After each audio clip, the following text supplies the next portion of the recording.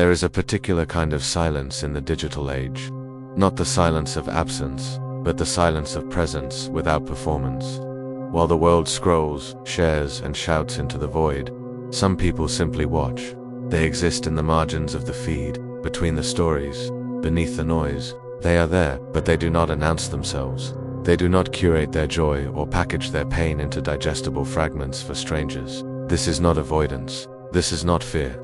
It is something quieter, something older, a kind of privacy. That feels almost revolutionary in a world that demands constant visibility. To not post is to hold something back.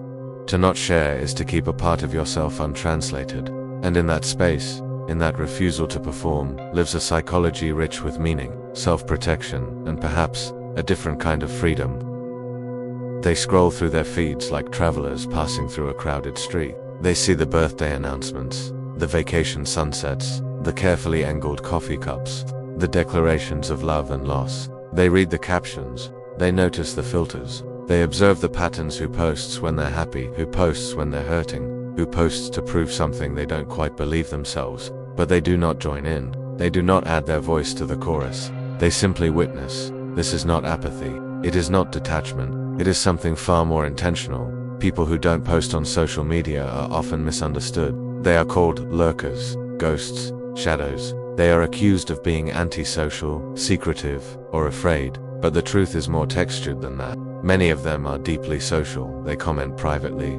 They text. They call. They maintain relationships in quieter, more direct ways. They are not hiding from connection. They are protecting something else. The unperformed version of themselves. There is a difference between living and displaying your life. For some, that difference feels essential. These are people who feel the weight of an audience, even an invisible one. They sense the subtle shift that happens when a moment becomes content, when a sunset is no longer just beautiful, but something to be captured, edited, captioned, shared. They feel the creep of performance into intimacy, and so they resist, not out of superiority, but out of self-preservation. Many non-posters describe a kind of emotional fatigue that comes with constant visibility. The pressure to be interesting, to be likable, to have something worth saying. Social media, for them, is not a stage they want to step onto. It is a mirror they would rather not stand in front of. Because once you post, you are seen. And once you are seen, you are judged, liked, ignored, compared, misunderstood. And for some people, that cost is simply too high. There is also a deeper psychological pattern at play. The need for internal validation over external approval. Non-posters often have a strong sense of self that does not require public affirmation. They do not need their experiences to be witnessed in order to feel real. A meal can be delicious without a photo. An achievement can be meaningful without an announcement. A feeling can exist without being translated into language for consumption.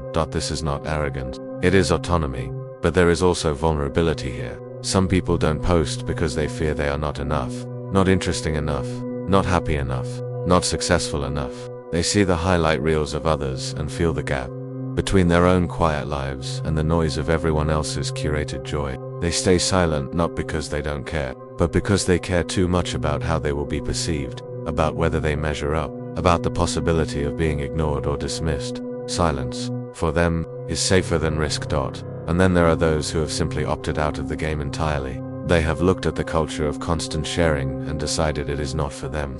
They do not want to perform their identity. They do not want to manage a personal brand. They do not want to be a character in the narrative of their own life. They want to live it, not document it. They want to feel it, not explain it. This is a radical act in a world that equates visibility with value. Non-posters live in a paradox. They are present in the digital world but absent from its rituals. They know what is happening, but they do not participate in the telling. They are part of the audience, never the cast. And in that position, they see things others miss. They notice the performative nature of joy, the loneliness disguised as connection, the way people use posts to manage their image rather than express their truth. They see the machinery behind the theater. And perhaps that is why they stay quiet. Not because they have nothing to say, but because they have learned that not everything needs to be said. Not every moment needs to be shared. Not every feeling needs to be made public. There is power in the unseen. There is freedom in the There is a kind of peace in living a life that does not need an audience to validate its existence. They are the quiet ones, and their silence is not empty. It is full. There is a moment that happens before someone decides not to post. A hesitation, a flicker of doubt, the cursor hovers, the finger pauses over the screen, the photo is taken, the caption is written, and then nothing. Delete, exit, close the app. The moment passes unshared. This hesitation is not random. It is rooted in something deeper. The terror of visibility. To be seen is to be vulnerable. To post is to offer yourself up for interpretation, for judgment, for the silent votes of people you may never meet. Every like is a small validation. Every absence of a like is a quiet rejection. Every comment can be dissected. Every silence can be felt. And for people who are already sensitive to how they are perceived, this dynamic is not just uncomfortably, is unbearable. Many non-posters carry an internal voice that is harsher than any external critic. It whispers, "This isn't interesting. No one cares. You'll look desperate. You'll seem like you're trying too hard." It scans the imagined reactions of others and finds fault before the post even goes live. This is not paranoia. It is a learned behavior, often rooted in experiences of shame, rejection, or humiliation that taught them early. Being seen is dangerous. Perhaps they were mocked as a child for expressing excitement. Perhaps they shared something vulnerable once and were met with indifference or cruelty. Perhaps they grew up in an environment where attention was conditional, performative, or used as a weapon. Whatever the origin, the lesson was the same. It is safer to stay small, safer to stay quiet, safer to not be noticed at all. Social media amplifies this wound. It turns visibility into a metric. It quantifies your worth in numbers, followers, likes, shares, comments. And for someone who already doubts their value, this system is not liberating. It is suffocating. Every post becomes a test. Every result becomes evidence. Evidence that you are not enough, that you do not matter, that the world, once again, has looked at you and chosen to look away, so they stop posting. Not because they don't have anything to say, but because the cost of saying it feels too high. But there is another layer to this silence. Beyond fear, beyond shame, there is exhaustion. The exhaustion of curation, of managing an identity, of deciding which version of yourself to present and which parts to hide. Social media demands that you be consistent, interesting, relatable, aspirationally at once. It asks you to package your life into bite-sized narratives that are easy to consume and harder to misinterpret. This is emotional labor, and for some people it is labor they simply do not want to perform. Non-posters often describe a feeling of fraudulence when they try to post. They look at the photo and see the mess just outside the frame.